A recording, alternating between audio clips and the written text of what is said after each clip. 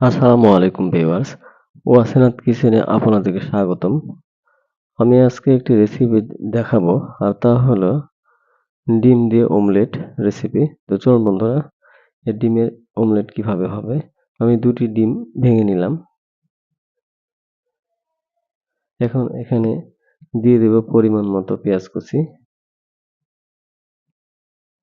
এখন দিয়ে দেব স্বাদ মতো লবণ, মরিচ কুচি, কয়েক দানা জিরা গুঁড়া এবং 1 চিমটি হলুদের গুঁড়া দিয়ে ভালোভাবে ফেটিয়ে নেব।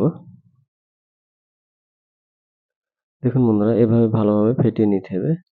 ফেটিয়ে নিলে ডিমের অমলেটটা ভালো হবে। আমি এখানে তেল গরম দিয়ে দিলাম।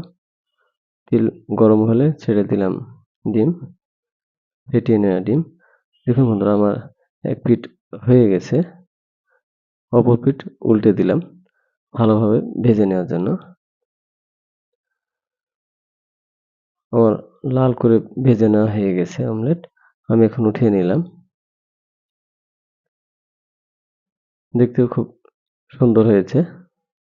আশা করি খেতেও খুব ভালো হবে। একটু খেয়ে দেখব।